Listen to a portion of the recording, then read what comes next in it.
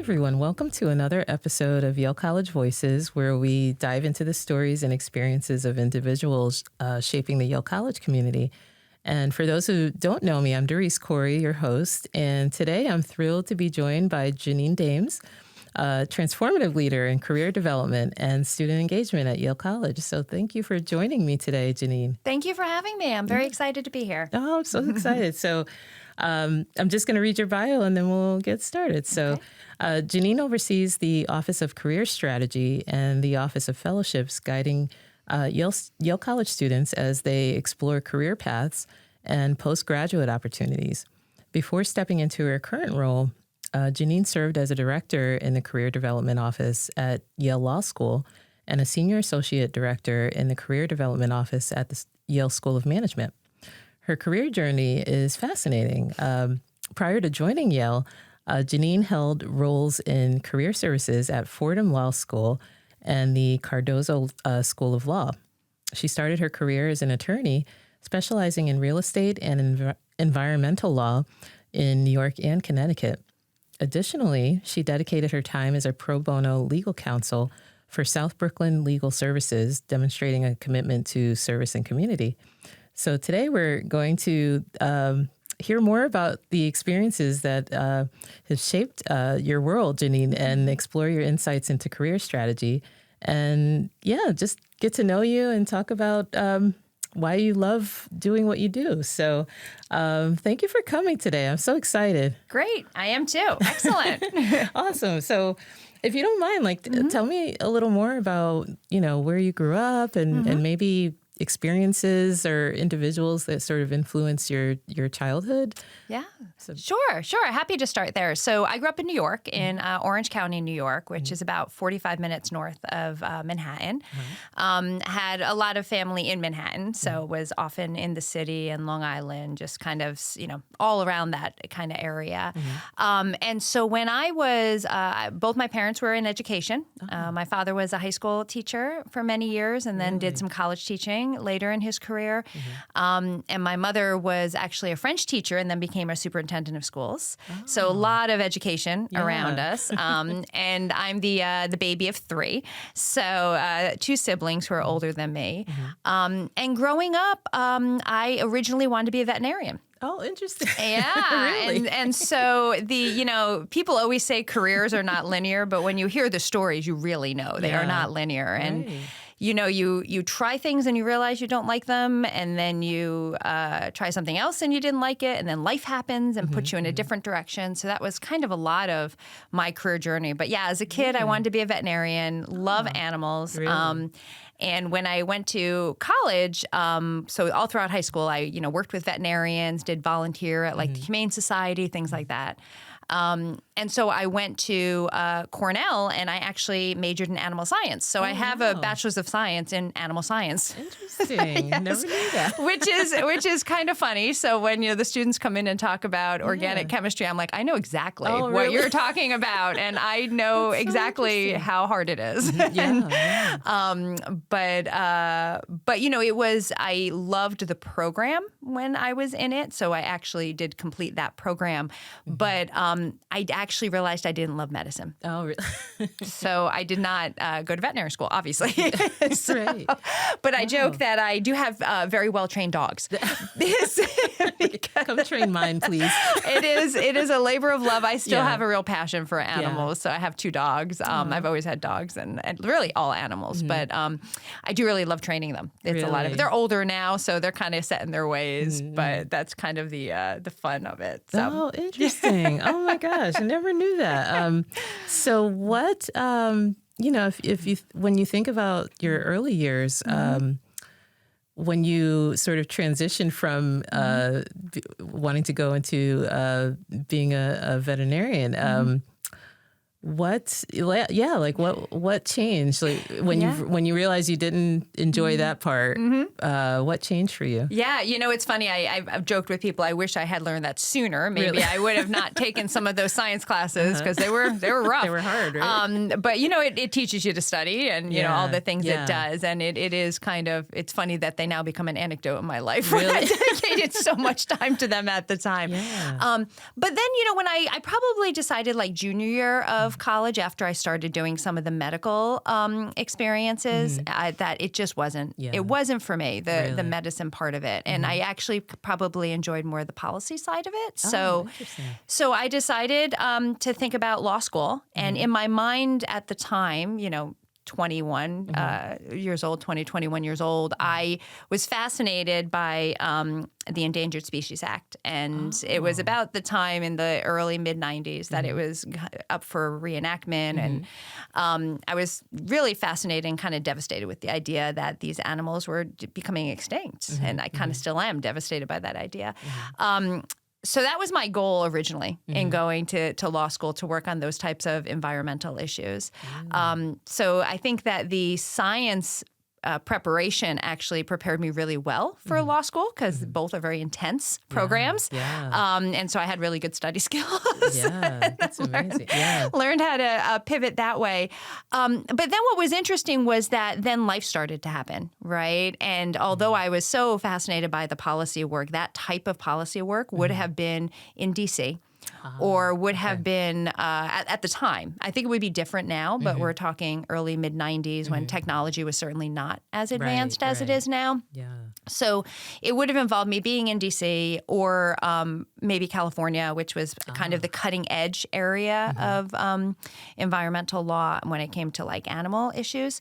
And I'm really close to my family. And I had already found my life partner at that point, who's still my husband. And we knew we were going to be in New York. And his life was going to be in New York. So I ended up pivoting a little bit and working at a firm where it was more land use issues. So it was environmental and real estate issues that were working with land use issues. And it was fascinating. I mean, it was fascinating work. But quite honestly, there again, I was like, this is fine. And I think I'm pretty good at it, but it's not getting me real excited. Really interesting. I think everyone just kind of goes through that path of what they're thinking about and, what gets them jazzed up. But I credit that law firm a lot because I was practicing in Manhattan. They had an office in Connecticut, and I spent some time in their Connecticut office. And a lot of the environmental work was actually really interesting because it was teaching companies how to comply with the environmental laws, which was actually kind of cool and like trying to educate them. But at the end of the day, the law firm actually got me involved with recruiting. And so I became one of their representatives to go to like on-campus recruiting programs at law schools and, host students who were thinking about becoming lawyers. And I loved that. Interesting. So, happy accidents. It's just so many happy accidents. So that's how I first got interested in like working with students. Oh, wow. Because that was going to be my next question. Like, how did you shift from, shifting from animal science to law to where you are now at Yale College? It's a lot of happy accidents. I'm sure you see that in your career too. It's just that moment in time where you're like, somebody put something in front of you and you have to take advantage of it to think to yourself, would I like this? Right. Because learning you don't like it is just as valuable. And even then, when I think back to jobs, I've had jobs that had nothing to do with IT, but I pull from that experience too. Like you said, you made connections and things like that. So that's so fascinating. But when you think about your college years, and like you said, you enjoyed doing the recruiting piece with a law firm. So what kinds of things like just really stood out to you in terms of realizing that you really wanted to do this kind of work all the time? I think one of the things that for me anyway, and I think the practice of law is so different now than it was in the 90s and early 2000s when I was into it, because technology has changed, the scope of a lot of legal issues have changed. But at the time, it was a lot of you as an individual on your own doing the work. And for me, because I wasn't a litigator, I wasn't in court, it was much more transactional work. For me, I'm so much more of an extrovert that was hard for me. Even though when I got into the issues, I thought they were fascinating. And I might be one of the few people, but I thought law school was fascinating. Really? I really just enjoyed the study of it. I enjoyed the issues. But it was you by yourself a lot. Yeah. And I realized as I got older that that's not what energized me. Okay. So I needed to I just need to be around people. Yeah. And so as I started to go into the recruiting space with the law firm and wanted to do more and more of that, I loved the idea of like learning about a younger person's journey and kind of helping them think about those things earlier. Because I feel like sometimes I fell upon them a little bit. Right. And I have an incredibly supportive family. My parents, who have both passed on, but were both wonderfully supportive of all of my choices.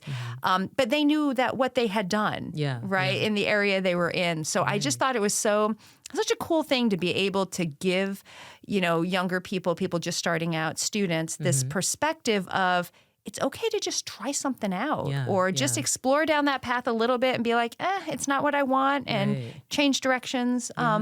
So that's really what got me excited about it and started down this path. Oh, that's so cool. And do you find a lot of sort of, like you said, parallels in terms of your experience? And, you explored areas for long periods of time, but realizing like, okay, it wasn't something that you, like you said, you enjoy doing. And so what kind of parallels did you find in helping students realize that's okay? Yeah. Even if you've sort of spent a lot of time or, majored in an area, that it's still okay to keep exploring. Yeah, right. And that actually, I have to say, is one of the messages I really try and deliver when it comes to, no worries. When my son might be texting me soon too, so no worries. Okay. That's one of the things I really try and, emphasize with students, because I think, and again, I've been doing career services now, let's see, I moved into this it's been a while, 2002. So it's been a while, but I was in the law school space for a long time, and then in the MBA space, which is an older student population. And there's advantages, I think, at that age in your career, and then there's also some challenges because at that age in your career, a lot more of life has happened than when you were an undergrad. You may have a partner you're thinking about. You may have a family that you're thinking about, children of your own.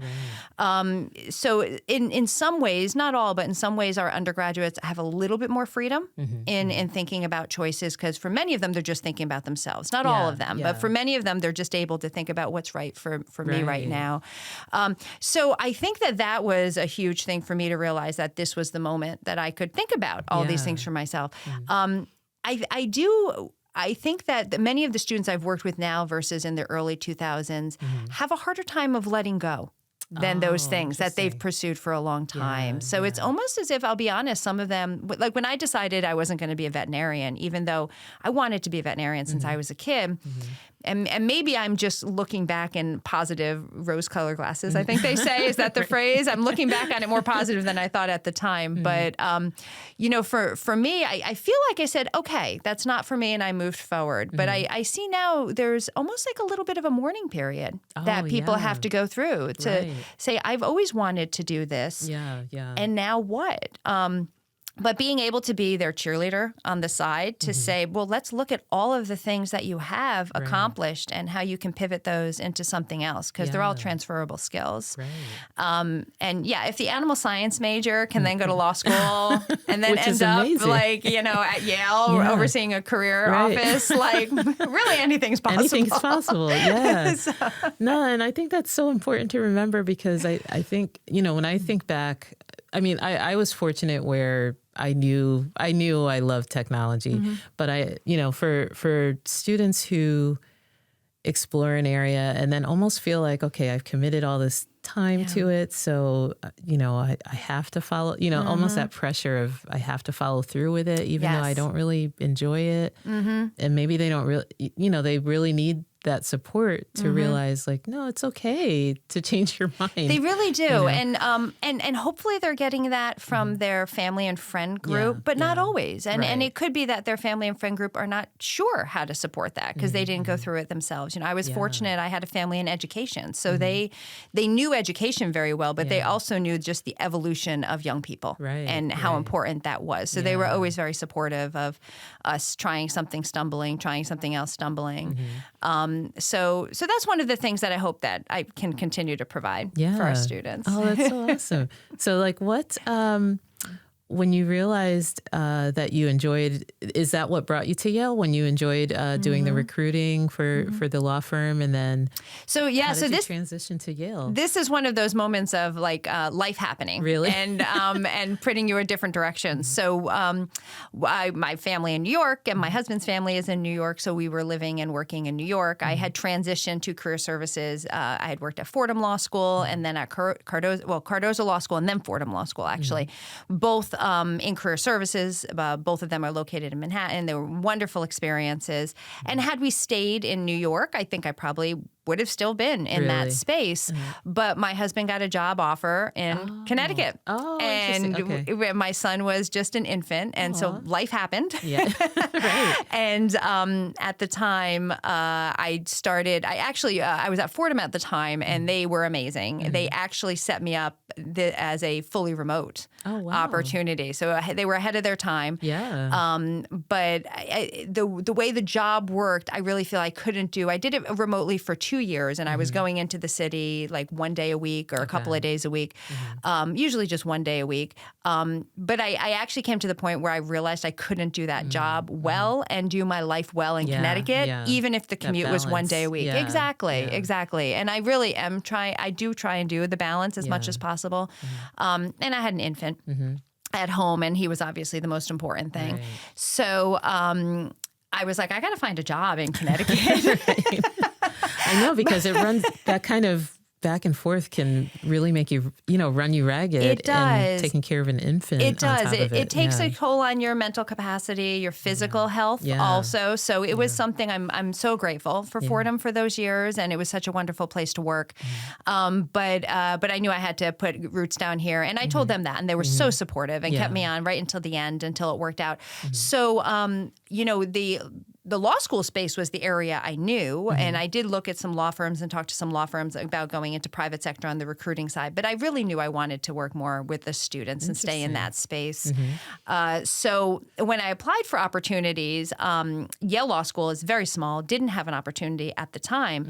So I applied to school of management.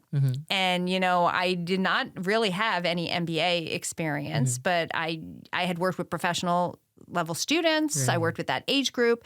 I'll be honest, I think they took a risk on me. Yeah. And Which is awesome. Because when I went in there, most of the other career advisors in the MBA space usually have worked in that business sector that they're now advising in. Many of them have MBAs. So I obviously wasn't advising law students anymore. So I took over as the point person mainly for management consulting and marketing, which was professional services similar to law. SOM has, and this is going back to 2007, 2009, has an amazing group of students. And I have to say, I learned a lot from them because many of them are coming out of the workplace and coming for their MBA to then change careers. So working at SOM was one of my favorite jobs, I have to say, overall. They were just a great group of students. I was in that time period, 2007 to 2009, they were not yet in that beautiful building that they're in. We were still They were on 135 Prospect. Okay. Yeah, which is now where the LGBTQ Center is, and also where the graduate students, McDougall Center for the graduate school is located. And so, yes, which is also still a much nicer space because it was completely renovated. It's a beautiful space now. So SOM got that lovely building after I left. But the other interesting thing about, I'll be honest, 2007, 2009, and this is a little bit of those just accidents that happen throughout your career that you have to take advantage when they come. It was, of course, the Great Recession. And so I entered in 2007 when the economy was riding high. 2008, the bottom dropped out. And this is an MBA school with offers getting pulled and alumni getting laid off. And it was being right on the front lines of what was happening there was pretty jarring, I have to say, for those students, for the whole space, because nobody really knew what was happening with the economy. And it took a long time to recover. You know, we all lived through that in different ways. But at that moment, kind of, again, just another serendipitous situation, because the law school worlds are very small, I did know a couple of people who had connections to Yale Law School. And Yale Law School, again, an extraordinary school with amazing alums.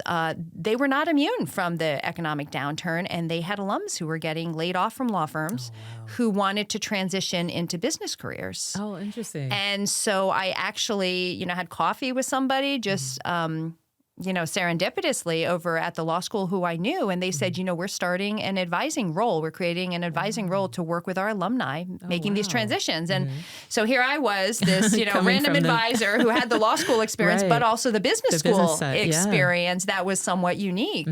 So again, right place at the right time. And I moved over to the School of Law, totally not intending to leave School of Management because it really was one of my favorite jobs. But it was one of these, like, a little bit of a homecoming because law was my area.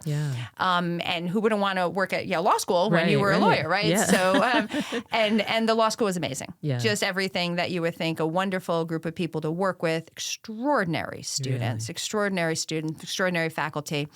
And I was there for 2 years, and their alumni were so fascinating to work with because what they were coming from, where they were going to, and just the moment in time when they needed support. So that was a really cool experience. And then just to kind of go full circle, my former boss at the School of Management at the time, who has since moved on from Yale, she then moved over to what was undergraduate career services and called me up. Oh my gosh. And said, you've been at the law school a couple of years. I'm taking over undergraduate career services. We've got an opening. Would you be interested? So who was at the time it was Allison Moore. This is going back a number of years. So it would be might have been before I started. It would be a number of years. So she was at SOM for a bit, and then I think she was at Amherst or another school, and then and then went to undergraduate career services. So it was just those right moments at the right time. It is it's an important story too about the network,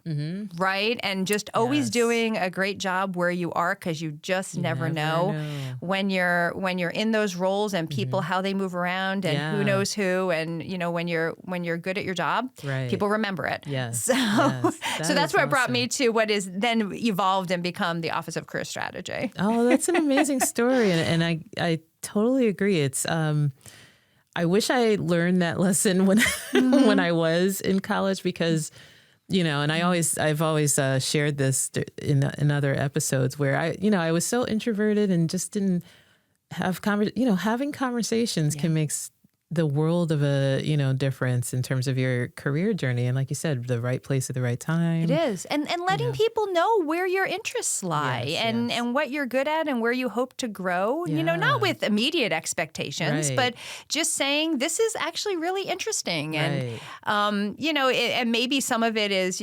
manifesting. But I remember being at the School of Management, always thinking to myself, gosh, the law school's so interesting. Like it's such an interesting space, especially because that was my background.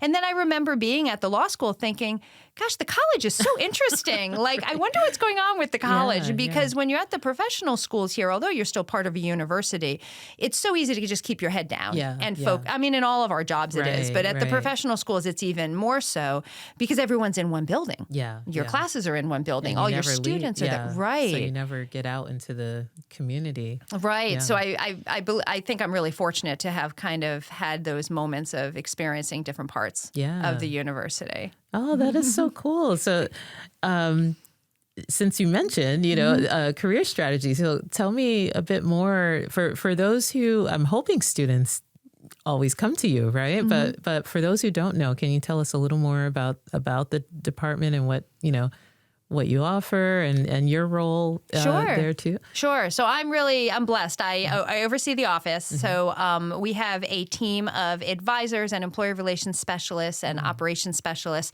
And we work with students in the college, the Graduate School of Arts and Sciences, and also the postdocs. And then we also partner with all of the professional schools on different programming and events and best practices. So that's been really wonderful to continue to have those connections because our professional schools are so much smaller, but their deep expertise is so helpful when we think about our undergraduates because our undergraduates are going to go into all of these career paths. So having a relationship with the graduate programs in art and drama and the School of Drama and the School of Architecture, it helps our undergraduates having those areas. So what we offer is for our undergraduates, soup to nuts. I mean, we hope that they come see us when they know what they want to do. We hope they come see us when they have no idea what they want to do. We hope they come see us when they change their minds and realize, this isn't what I want. Is that okay? And we can help them kind of think about the next things. So we help them with internships, really thinking about what they want to do rather than there's many opportunities to apply to a pre-posted internship or job opportunity, but we hope more to help them dive into doing some self-assessment. Okay. We have a lot of tools to do that, including a wonderful online tool, which Darice was huge in helping us create. I only did my job. Huge. The Designing Your Career at Yale tool really helps students at their own pace go through a little bit of assessment of their skills, their values, what they're interested in, and some cool exercises that we've kind of alluded to here in thinking about like what energizes you. Because sometimes things that, one of the tips is when you're energized, the days go by fast, right? And you really enjoy what you do. You can lose yourself in it. Someone who loves to read can sit down and read a book and suddenly 2 hours have passed. And you're just engrossed and Exactly. What energizes you? When I sit with a student in an advising appointment, that 30, 45 minutes just flies by because I just love having that conversation and learning about them. Our graduate students are fascinating. When they come in and tell me about their research, I'm just blown away. Blown away because it's, my goodness, this is going to change the world when this happens. So it's, finding what energizes you and helping them identify that. So those tools are really important because, and I'm a perfect example of this, I think with the practice of law, you can be really good at something that doesn't energize you. And over time that kind of it gets monotonous. And maybe you can just push yourself through, but why do that? If you can find exactly. Why live that way? If you can find something that does both, that energizes you and you can be really good at. So we really want students to come in and explore with us. But then once they want to try something, and that's part of it, is you want to explore, but then put your toe in the water and try something, because if you don't like it, that's okay. You have lots of time to pivot to something else. You have a lifetime, really. I'm perfect evidence of this to pivot to something else. But try something out. And then we have a lot of tools to help them try things. And then our office does also support students applying for graduate school. So we have pre-med advisors, we have pre-law advisors, our health professions advisors also advise on veterinary school. I sometimes joke with them about, so what would I have to do if any of my science requirements still work? It turns out I would have to do a post-bac, so that's not good. I'm done with school. You're done. So it's always different. And, these students go on to do amazing things. And I think the joy we find is to be a little part of that journey is pretty cool. It is pretty cool.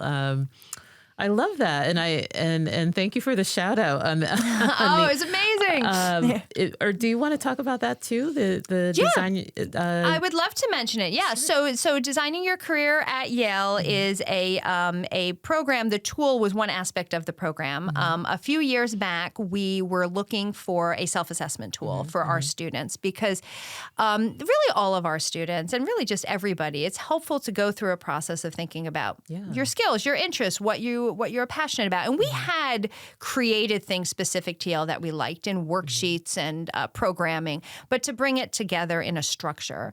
And at the time out at Stanford, there were some faculty members who had written a book called Designing Your Life. And when I was out at Stanford for something completely different, I actually had lunch with one of those authors. And he said, we're going to be pivoting this into the career space, and we'd love to have, some schools to help us pilot it. And I was like, well, we're looking for something. And we had looked at some of the commercial tools out there, and we just felt that they weren't fluid enough for us. They were very prescriptive. We wanted students to be able to enter and exit in different spots because life changes and your interests change. And your interests, one of the life lessons I've learned is, and it's totally fine, is that your interests today are different probably than they were 5 years ago. Yes. And they will be different 5 years forward. So to know who you are and to learn those things is totally fine. And it's going to change some of your priorities also. So at the time when I met with them, I said, I think Yale would be really interested in this. So we started working. Stanford was very generous, gave us licensing rights, actually. We had a wonderful team in procurement that helped us with that, gave us licensing rights for some of their basic ideas that we could then expand on it specific for Yale. And so we created a number of different programming and workshops for our students, and we were very fortunate that we had a donor come forward and give us a gift to help support it, the Hastings Foundation. And then part of that with the Hastings Foundation, they asked us, could you share this more broadly? And so then we were like, we got to get like some kind of online tool that we can get out to the world and really publish out there. And so we enlisted a incredible team of people, Darice being one of them, who helped us create this amazing online tool that actually won the Linda Lorimer Award to this team. They were so amazing. But when the tool launched, it just was an immediate success. Not only with our students, we use it in advising, we use it in programming. Our alumni have access. It's free and open and accessible on our website.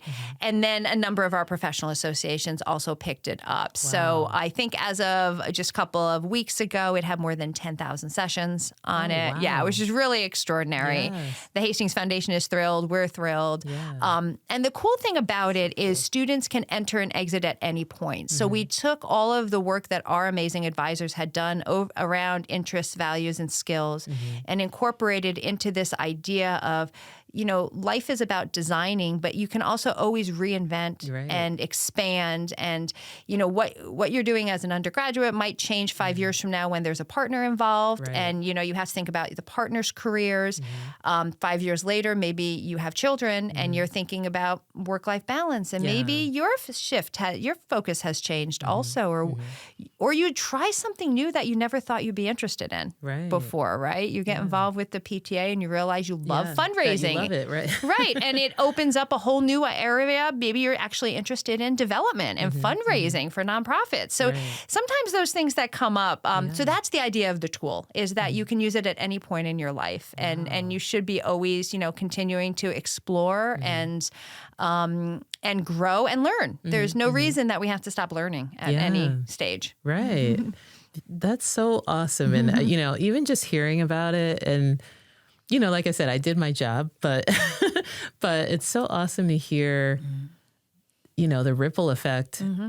I had no idea, to be honest. I mean, I knew a little bit about the tool, and once I sort of did my part, it's like, okay, I move on to my next project. But I had no idea of the impact, and it. I mean, that's just amazing to hear. It's, still I'm like, wow, I contributed to that. Yes, and the impact, I mean, I threw out the big number of the 10,000, but even the impact just on other institutions has been profound. I'm because still just blown away by that. Yeah, Yale, part of Yale's mission is to share our resources with the world, and the Office of Career Strategy, we take that really seriously. So everything, because we know that we have extraordinary resources and we have really extraordinary advisors. The staff is really strong, and to share their knowledge, with local community colleges and state institutions where they have one person in the career office. I mean, some of our community colleges have one person in a career office, and they are talking with thousands. They're responsible for thousands of students, working adults, people going for associate's degrees, trying to transfer to 4 years or getting technical programs. So, for us to be able to share our resources with them is so powerful. And that's something that we constantly are telling. So a number of Connecticut community colleges have linked to the tool now. Oh, wow.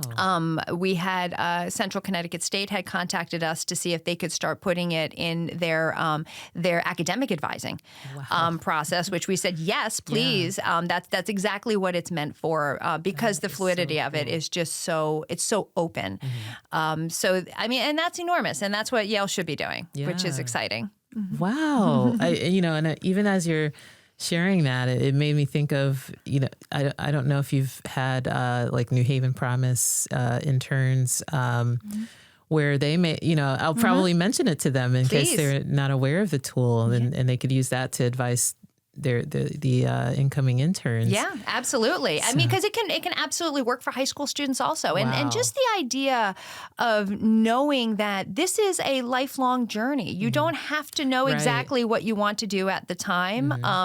And I like telling that story about wanting to be a veterinarian because I think a lot of times people would stay on that path and then realize that this isn't what I wanted to. And would I have hopefully I would have made a good veterinarian. Maybe I would have been happy. But I actually think there would have been aspects of that would not have gelled with me well. And so the idea to give yourself permission, and here's a tool that can actually help you to think about then, and the tool actually even takes you through about what will be your action steps to try these new things that you now want to try. And for our students here at Yale, that's where we can really help them with, the experiences and opportunities that we can foster for them to try those.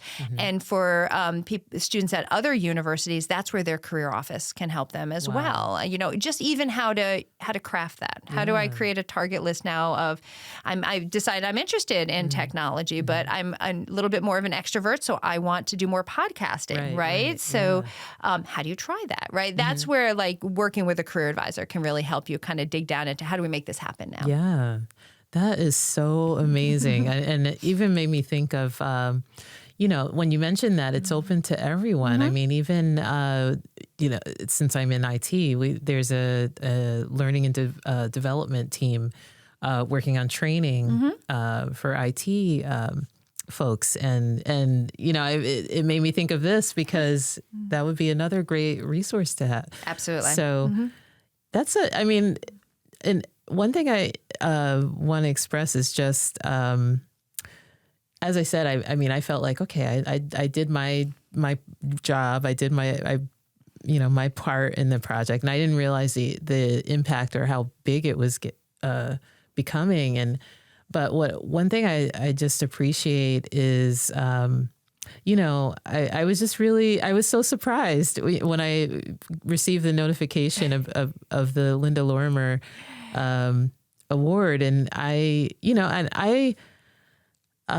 just appreciate just being recognized, and sometimes I do my job, right? I do my job, but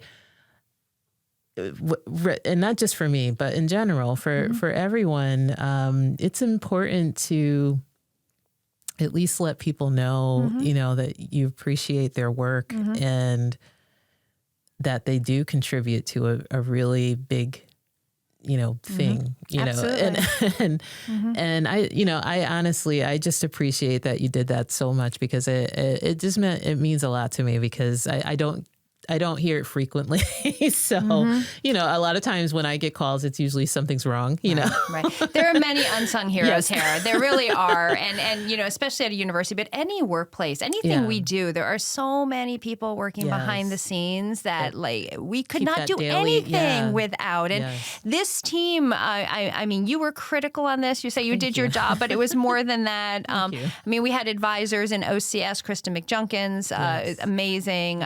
Our person in procurement, Deanna in procurement, Yes. ridiculous what she had to go through to help Right, us negotiate yes. those things with Stanford. It was the first time Stanford had ever negotiated licensing rights wow. in this Okay. way. She was extraordinary. Yeah. Kara Moran in development. I mean, Luce Miranda and Dan Smith in finance. They were, I mean, if the bills didn't get paid and we weren't getting things, there were so many pieces that had to come together. And what was amazing about this team, I've worked with extraordinary people at Yale and everywhere I've been. But what was extraordinary about this team is I'm not sure they ever even knew that each other were working on it, because it was such a, it was a long process because COVID kind of derailed us, derailed everything, right? And then we got back on track, and there were a lot of moving pieces. But we don't often pull together someone from ITS and someone from procurement in the same room to say, let's talk about this together. And at the same, and we probably didn't need to because they were at different pieces. But at the same time, that group together made it possible. And if any one of those people didn't do their key piece, it wouldn't have happened. And when you think about that, and that team of, I think it was 6, right? If you think about that, like the impact that those 6 people just, as you said, doing their job, but the larger impact they have, not only for Yale, but outside of Yale, it's really extraordinary. It blows me away, So, it was my honor to put in that nomination. And I'm just thrilled that it was selected because they get a lot of nominations. It was so well deserved. I will say, funny, I think that the winners found out even before I did. Oh, did they? So I think the email, or I was away, I think, from my email at the time. And so it was sitting, so I started hearing from other people first before I learned that they won. Right. Because when I saw it, I was like, oh, at first I'm like, well, what was it for though? And then I had to really, I'm like, okay, I read it too fast. So let me read it again. And I said, oh, it was from Jeanine. And then honestly, I was like, well, what did I do for Jeanine? Well, because it was an interesting project. It was so long term. I mean, we started in 2017, 18, and then we got derailed with COVID, and then it came back, and then we kind of took a couple of pivots. So it was probably a little bit of everybody's time as it was going. But I have to say, once I knew that this was going to happen, I said to myself, this team has to be recognized in some big way. So it was very exciting. I appreciate that so much. Good. Honestly, I just think it's important. To me, it's a lesson. Like you said, I mean, it was a long project and lots of folks involved. But I think, what I appreciate from you, being a leader in our unit is just that, you forget to recognize the people who help make it happen, and and letting not just the group who worked on it, but letting everyone know what the impact. I had no idea. I really had no idea, and it's so important, and it for me it provides fuel for me to. Okay, like what else can I help you work on? Or what, I want to, I know that I won't win an award every single time. But, it's like, that's my, that's my, the bar, that's what I'm reaching for. I think it shows also the excellence of everybody's work just in their day to day. To be able to pull that team of 6 together, and they all felt they were just doing their jobs, but their jobs were so excellent that it created that kind of product. Wow. That's so awesome. Thank you so much. Of course. So I'm curious about, just your work in overseeing the team. Like, are there, current interesting projects that you can share with us that you're working on? Yeah. So great question. So as I mentioned, I oversee the Office of Career Strategy. And then about a year ago, I started overseeing the Office of Fellowships which is an extraordinary team. And I have to say that my leadership style is mainly to get the right people in the right roles and get out of the way. Right. Because all the people who work in these offices, they are absolutely awesome. The top of their profession, every single one, including some of our newest hires, just the top of their profession. And if, I think micromanagement would just snuffle that out, and that's just a bad idea.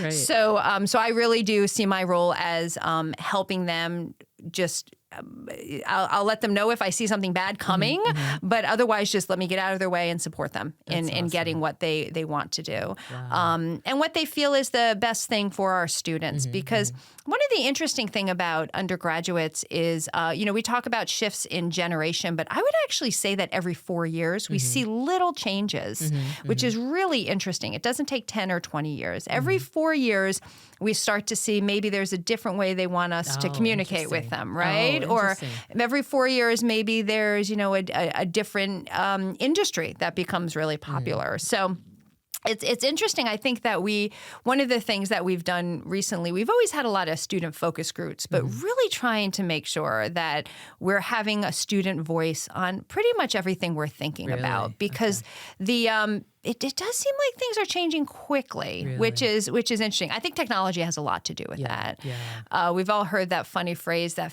my parents use Facebook, right? So I think we've all heard that. Yes. But I know my son told me, "Oh, that's so old, Mom." It's really interesting, right? And when I think about it, I use it daily. Right. And it's funny because when I think about it, I'm like, yeah, I do kind of use it. Like I stay in touch with like my college friends and like my cousins. Me too. And he's like, yeah, that's for older people. Right. I'm like, excuse me? Right. But then there's also been like a little bit of an interesting, there was a period of time that we saw students very open with sharing lots and lots of information about themselves. And that was, related to technology. But we're starting to see a little bit of a paring back on that. Oh, interesting. Which is fascinating. Yeah. So, we're trying to get students' voices on everything to really know what their interests are. We're also one of the interesting ones for undergrads a few years ago. And again, I came from the law and MBA especially, where LinkedIn was the professional platform. Okay. LinkedIn has always been, the big professional platform. And I will say it took a while for the undergraduate population, I think, to buy in on that. Oh, it was, and it could have been the age group or just the fact that they felt that was something you do when you work and I don't have to worry now. Right. But it definitely now, and it's something that we have been very repetitive with the students, that you want to get your LinkedIn profile ready, because LinkedIn also has just tremendous amount of job opportunities on there, but the networking and how do you create the profile and those types of things. And so now we are seeing more and more undergraduates understanding the importance of that for their career search. So one of the things that we recently created related to that was a LinkedIn photo booth at 55 Whitney on the 3rd floor. And it's very low tech. But it's set up with all of the requirements that they need to just bring in their phone, set it up. It has the stand, it has the background, and the students can book a time for it. So they book a time, they come in, all the instructions are in there that they can take a LinkedIn photo, because a professional photo becomes an important part of the LinkedIn profile. So speaking of new things like that, those are some of the things that we're always trying to. So simple. And I credit Robin Atkimpora and Lisa Blees in our office who made that happen. And there are very professional, high-end, very expensive services that do this, but they found like kind of a nice low tech. It seems to be working really well. I have to say, we announced that. It booked 3 weeks out. Really? Just book like that. Unbelievable. So cool. And it was really helpful. And that's where we're trying to make sure that we're really have a path right to the students. So we have focus groups. We also, the Yale College Council has been great. They allow us to put a couple of kind of questions about, what are you looking for types thing on some of their big surveys. That helps a lot as well. And then on the graduate school level, the same thing, really? Making sure that we're really hearing from the students, because their needs change, just as I was saying, just human nature, what we're interested in will change every 5 years, probably maybe sooner for some of us. But that's what we're seeing, having to really just kind of stay in tune to what's top of mind. Pivot, Oh, that's so fascinating. And as you're talking, I'm like, oh, we need to chat later, because I need some help with the student focus group. But that's it's so interesting. And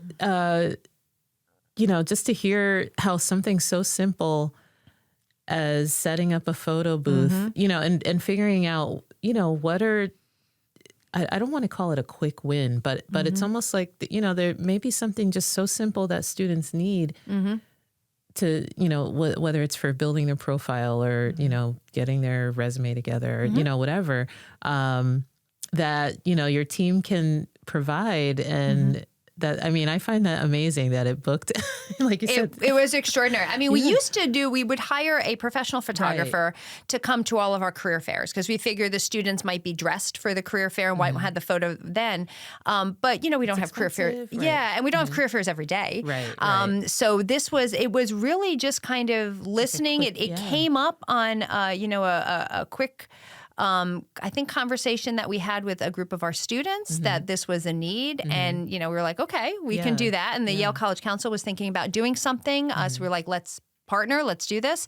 And it hit it. So as you said, just something something you can do very quickly and easily that fills a need. Yeah. And that's the hope. Right. Oh, that's so cool to hear. I love that.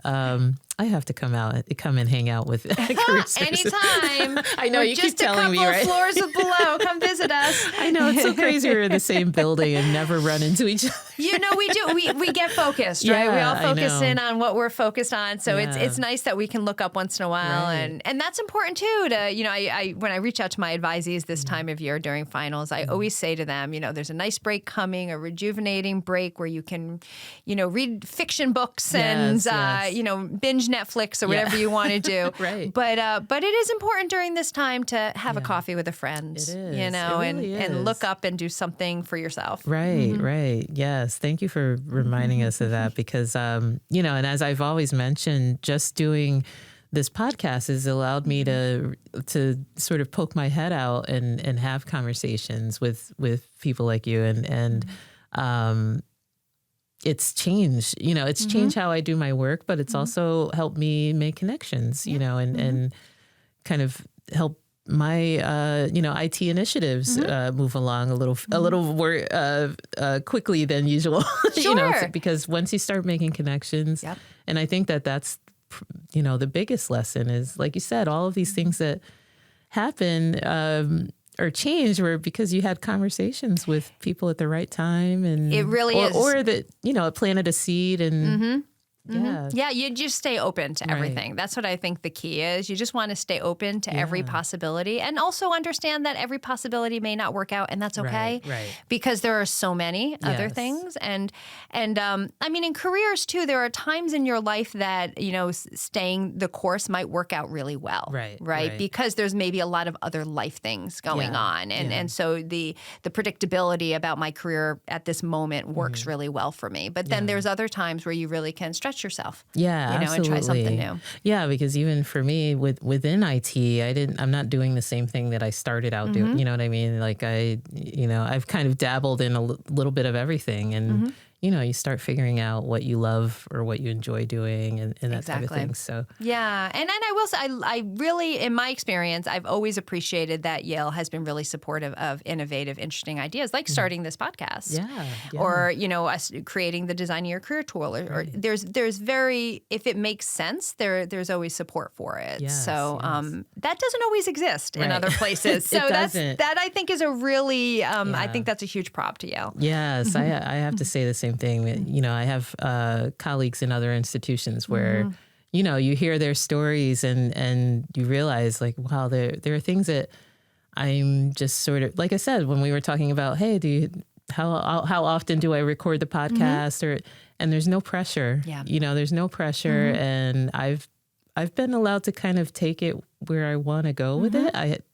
No one's micromanaging what I do, and I love that because it's given me the freedom to, try to be creative and, and it's nice because there's not pressure and I can just figure my way. Yeah. And it's also a great opportunity to work with other parts of the university. Yes. I mean, we're sitting in, in this studio, and you get to work with all the amazing people who are behind the scenes here. Right. Shout out to Ryan. Yeah, McAvoy. yay, Ryan. But that's enormous, to have that opportunity. It's one of the things I love when our office is able to work with the professional schools, and the Office of Fellowships does as well, and they help coordinate, many best practices for fellowships across the entire campus. But it's rejuvenating to think about what's happening and the impact of your work, across the whole campus, which is nice. And making those connections, because people are doing incredible work around this campus. I'm always just blown away with everyone. And, just having all of the different guests on this podcast. And I'm like, this, It's pretty amazing, when you realize all of the different aspects of work and perspectives, and I mean, the things that everyone is doing here at Yale, and the daily, whether it's the research or careers or IT or the arts or all of these different areas, and then we recently I had Samantha Gambardella on the podcast, so, the residential colleges and hospitality and all of these different things that go into even just daily operations of Yale, and it's pretty. I mean, it's fascinating for me because it's just like, wow, imagine. I mean, it wouldn't be so special for students if all of these people didn't, like you said, if we didn't do our jobs, but do it well.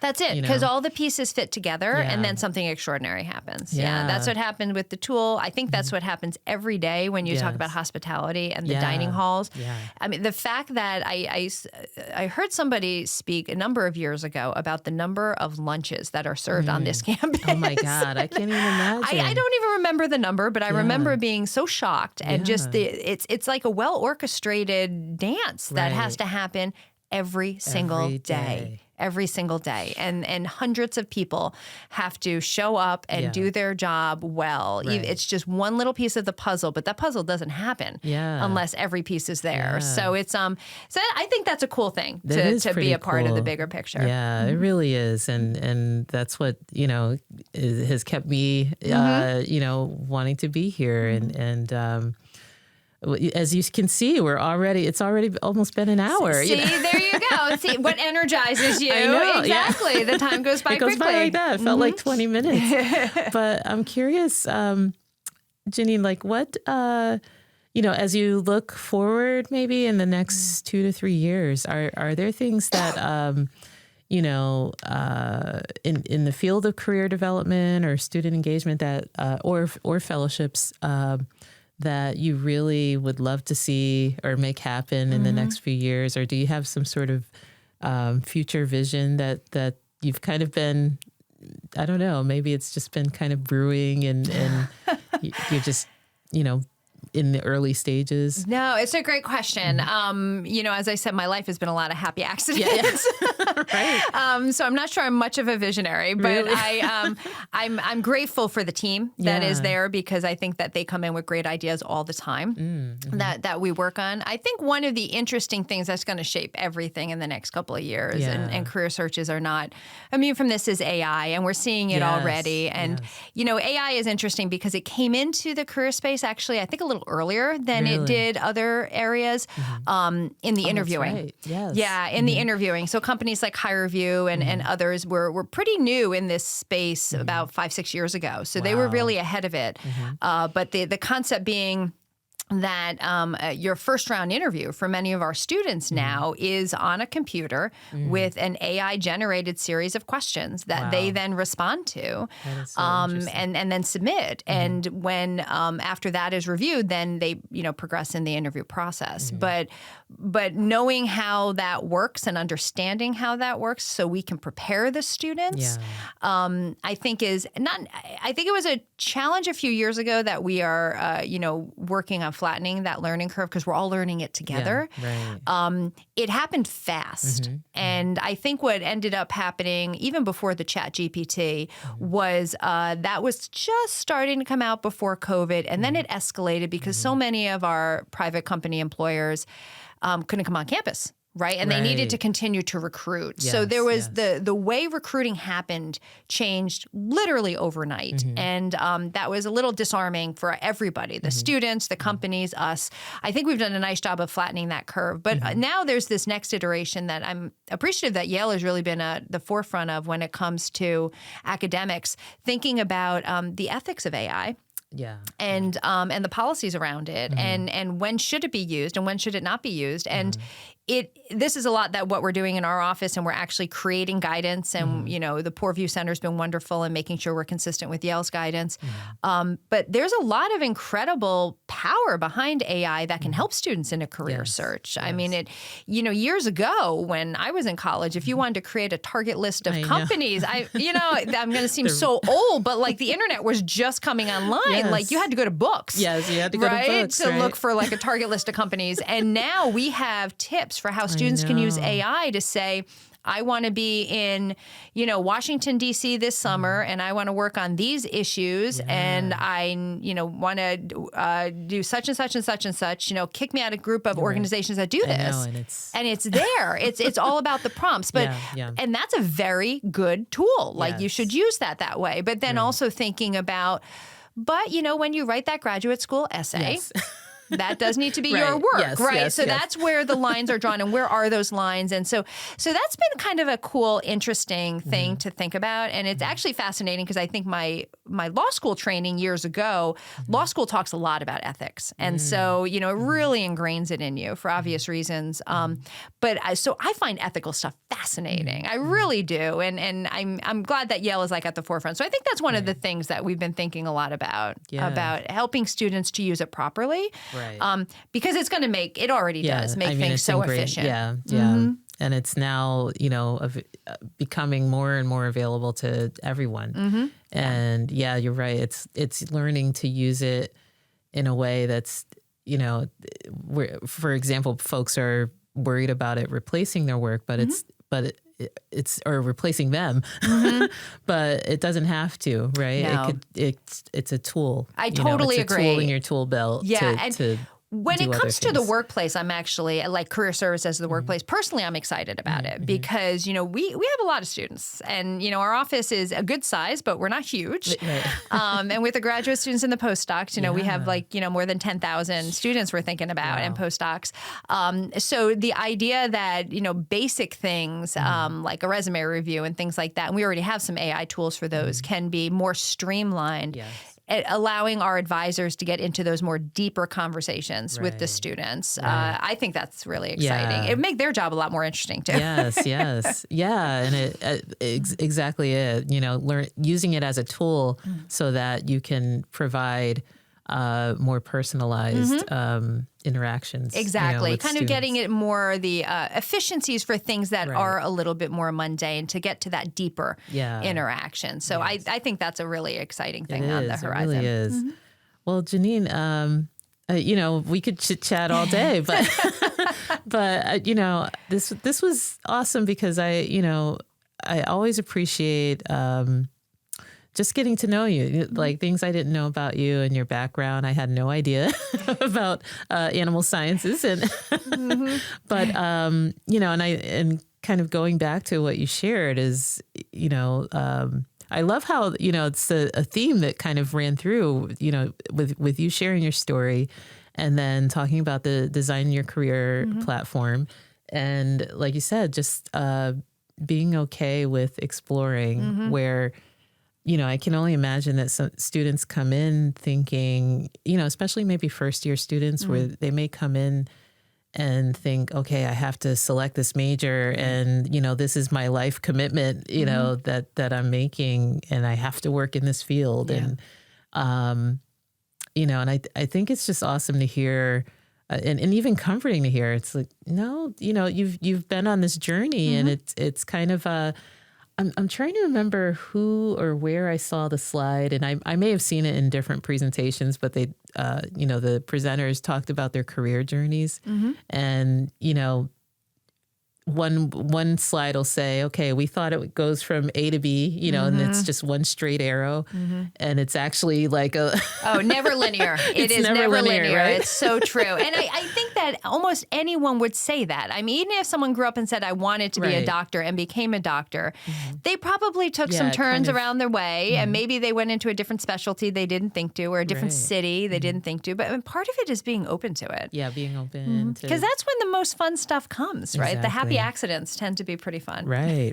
The connections you make and, and figuring out like who knew that you would enjoy working with recruiting and career strategy. And it's one of those things, if you never tried it, you would never know. You never know. So I guess that's the note we'll end on today is, do some exploring, and it's okay to explore, and it's okay to figure out like, oh, this isn't for me, and maybe I'll explore this other thing that really, makes me feel passionate. Exactly. Energizes. Makes the time go by fast. Yes, it makes the time go by fast, right? So, Jeanine, just thank you so much. I appreciate your time, and I'm so happy that I don't know, I was like, why didn't I have Jeanine on here? Well, I'm so glad to be asked. Thank you for having me. I really appreciate it. My pleasure. And thank you, Ryan, and everyone else here. Awesome. So, we'll end on that note. So awesome. Thank you. Thank you.